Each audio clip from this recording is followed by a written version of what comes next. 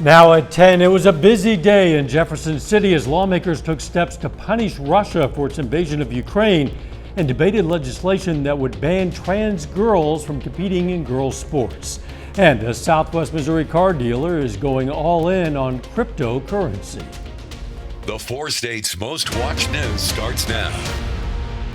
Missouri lawmakers are taking action targeted at Russia as that country continues its war with Ukraine. This is KOAM News at 10. Missouri Lieutenant Governor Mike Kehoe and House Majority Floor Leader Dean Plocher announced legislation that would prohibit dealings with Russia or Russian businesses. The bill would also encourage Missouri retailers to replace Russian-made or Russian-branded products with products made in Missouri and in the USA. I think it's just more of a demonstration that what Vladimir Putin and his ideas of what he's doing with his Russian military do not match Missouri's ideas. They do not match the American way of freedom and liberty and giving these people a chance as they were living in peace and being productive citizens in Ukraine. That's what our values match their values. And these are all just demonstrations, as Dean said, Representative Plocher said, Governor lighting the dome. All of these steps are symbols to show that Missouri stands with Ukraine. Russian forces have escalated their attacks on major cities across Ukraine, though a senior U.S. defense official says the large military convoy miles outside the capital of Kyiv has stalled while the Russians regroup. As Deborah Alfarone reports from the White House, the pressure of sanctions and calls for a war crimes investigation against Moscow continue to grow. This is the aftermath of heavy shelling Wednesday on Ukraine's second largest city, Kharkiv. And this is about 20 miles outside of the capital, Kyiv. These aren't military targets. They are places where civilians work and families live. Ukrainian officials estimate more than 2,000 civilians have been killed since Russia invaded, though the Pentagon says Russian forces have been surprised by the stiff resistance of the Ukrainians. Like this blockade formed by residents of one southeastern city to prevent Russia's troops from taking its nuclear power plant. The Ukrainians are fighting for their country, and they're making a difference. From the House floor to the United Nations General Assembly, resolutions were approved condemning Russia's invasion of Ukraine. Putin is now isolated from the world more than ever and will continue to aid the Ukrainian people as they defend their country and help ease their suffering in the process. A U.S. official tells CBS News 200 Stinger missiles have been delivered to Ukraine, with more on the way. The U.S. also imposed more sanctions Wednesday on Moscow and Belarus for what the president calls Putin's war of choice. The International Criminal Court says it has opened investigations into Russia's invasion of Ukraine after receiving referrals from more than 30 countries. What Putin is doing is a war crime. Senator Lindsey Graham also announced plans to introduce a resolution in support of a war crimes investigation. Deborah Alfarone, CBS News, the White House.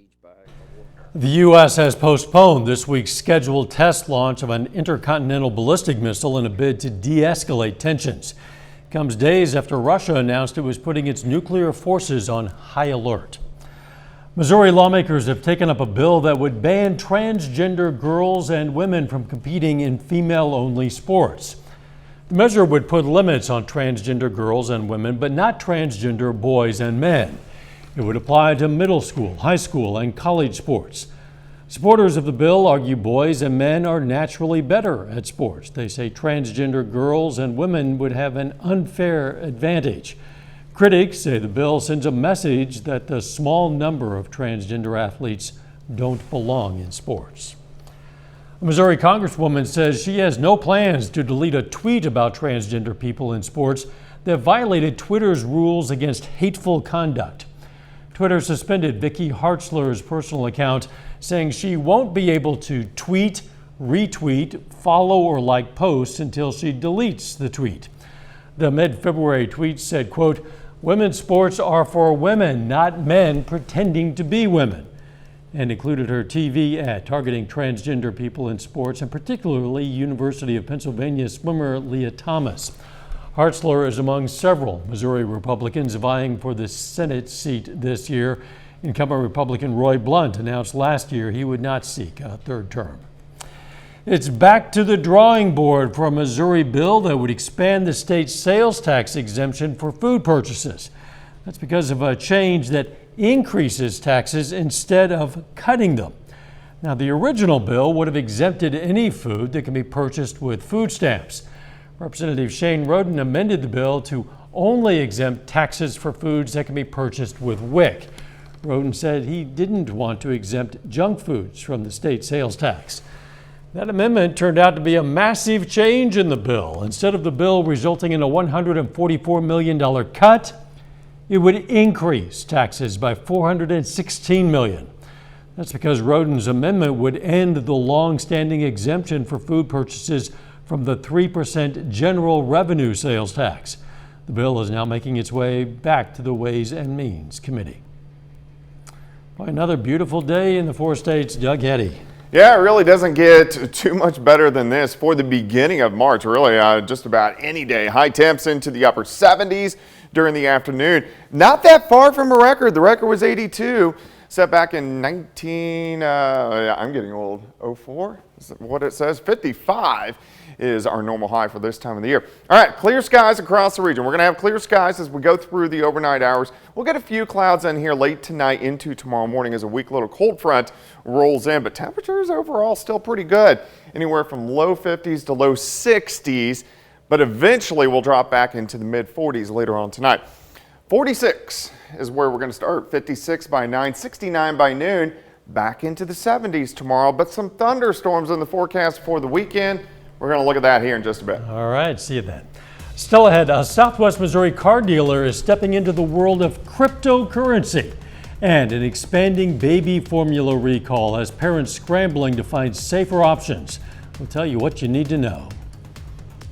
America's in crisis, and we need proof. News at KOAMNewsNow.com. Local car dealership is now accepting crypto as currency. Max Motors in Nevada, in addition to their other 9 locations, has started to accept digital method of payment such as Bitcoin. Change comes as clients have expressed evolving needs. The dealership's general manager, Bob Jakeway, says they've already seen their customers express interest. We do believe that cryptocurrency is going to increase. We believe that there's going to be a lot more users. And I think the easier it is for customers to transact and use it, the more people will get engaged in it. Max Motors says only a few companies in this region of the country accept cryptocurrency as payment. The FDA says a baby formula recall is expanding following reports of infant illnesses and a second infant death. The agency is investigating whether the infections the babies contracted are linked to several Abbott Nutrition's brands produced at a Michigan factory. The growing recall and investigation come at a time when parents are already dealing with a shortage of baby formula. Jen Sullivan has what's being done to help parents scrambling to find safe options. A nationwide baby formula recall is growing as the CDC and FDA are investigating whether a powdered infant formula made by Abbott Nutrition could have contributed to the cause of death of an infant and whether several others were hospitalized because of it. This is a very serious event that needs to be taken and responded to by families in the healthcare community. Abbott Nutrition is voluntarily adding Similac PM, both cans and cases, with lot codes 27032K80 and 27032K800 to its growing list of recalled products as parents across the country scramble to find safe options for their children. Basically, he's allergic to almost all food. We count on this. Dr. Stephen Abrams, a neonatologist, says the recall adds to an ongoing baby formula shortage, and it's creating a very difficult situation for parents. But families need to talk to their pediatricians, make sure they understand what the alternatives are. On Monday, the FDA announced a second infant died from reportedly consuming Similac PM6040 with a lot code 27032K800 and contracting a bacterial infection.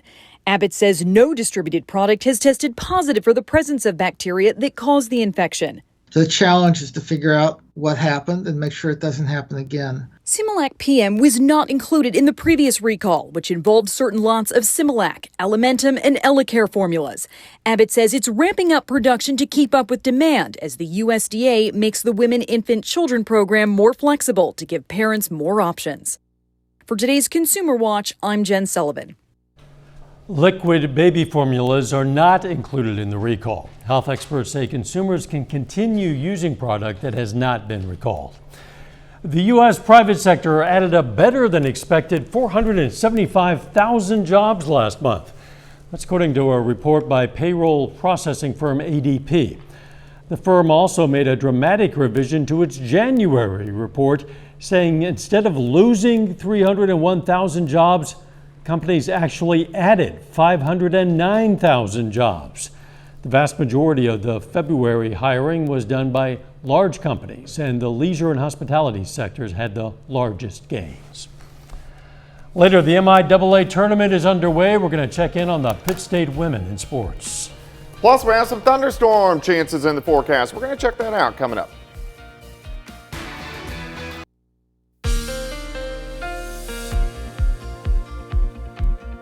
Fantastic day for us today. Temperatures all the way up into the upper 70s to lower 80s across the region.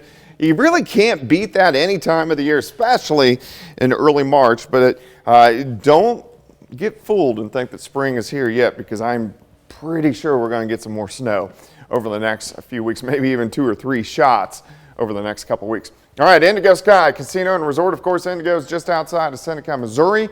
Look at our highs today, upper 70s. On the Missouri, Arkansas, Oklahoma side, then you hit 80s. Once you step into our western counties, Yates Center went to 84, 85 degrees. And when the humidity is really low, your temperature can really fluctuate. So you can warm up real quickly, but we also cool down quite a bit at night. So anywhere from upper 50s to lower 60s. Eventually, we're going to drop back into the 40s later on tonight as the winds start to diminish just a little bit, but these have been keeping our temperatures up. Still feels pretty good outside. 7th and Rangeline, 62, southerly winds 10 to 15. Humidity is bone dry at 25%. As a weak cold front slides in, that's going to help our temperatures back off late tonight. But the next several hours are going to be pretty good. All right, clear skies. Nothing is going on here. You can see this little veil of clouds near St. Louis, right along the I-70 corridor. That is a weak cold front that's going to work into the region. Out to the west, you can see the rain starting to increase. Washington, Oregon, northern parts of California. This is our next storm system. 2 waves, actually, which will head toward us as we go into the weekend. All right, let's go step by step through time. During the overnight hours, you can see we drop back into the mid-40s. So here's the morning. You can see this front. Some clouds with it. The front sinks all the way in and really through most of the region. So our winds switch out of the northeast, and it will affect our temperatures. Northern counties, you stay in the 60s.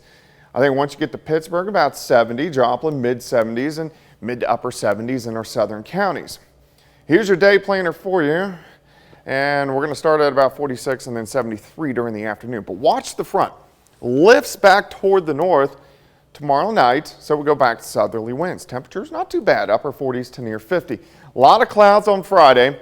Still think we'll go near 70.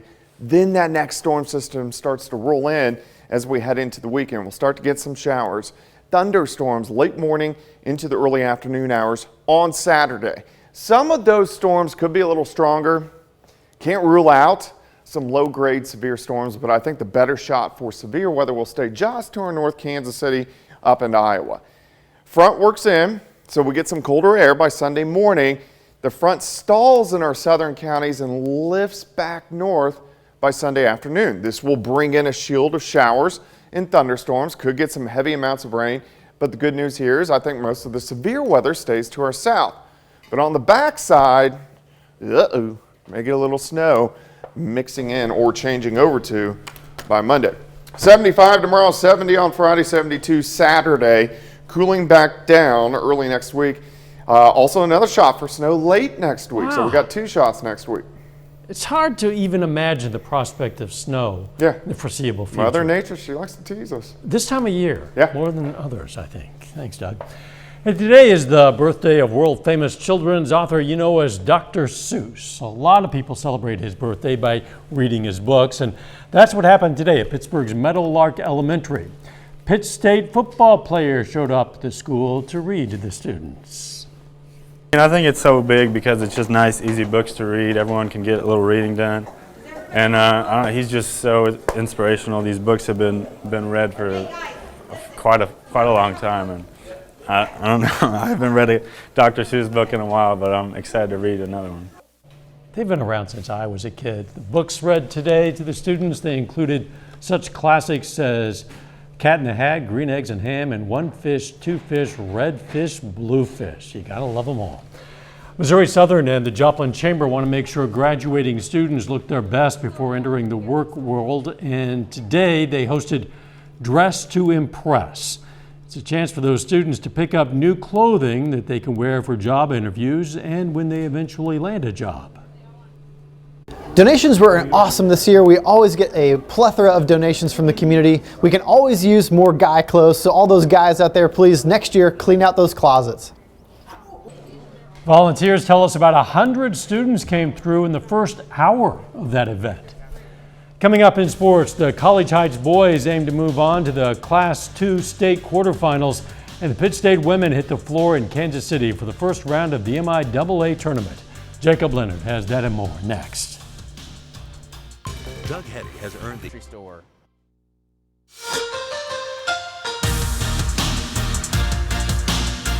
Well, the MIAA postseason conference tournament gets started today in Kansas City.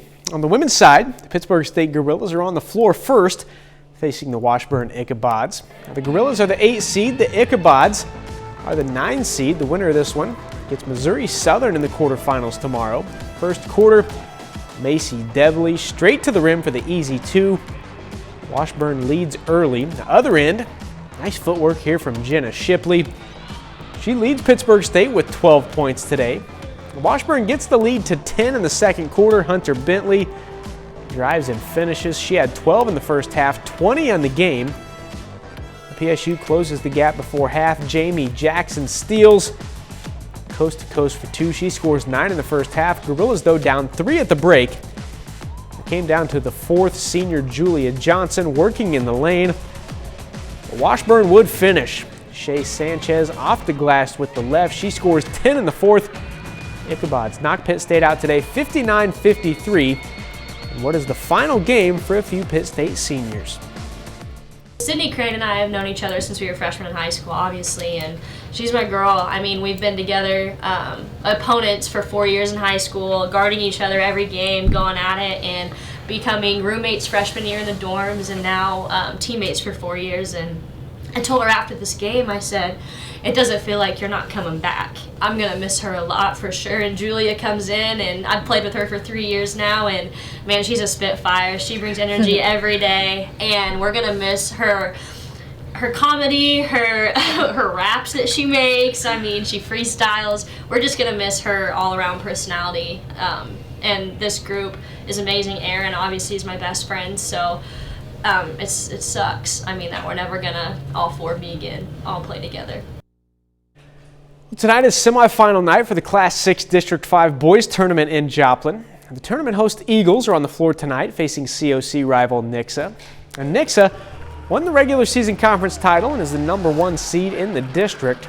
Early on, Nixa's Jordan Turner heading the other way for the one-handed jam. Turner scores 7.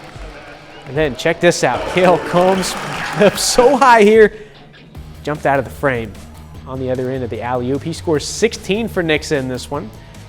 Now, they really controlled it all night. In the third quarter here, Colin Ruffin gets into the paint and finishes with the left. Ruffin finishes with 14. And we go to the fourth quarter now.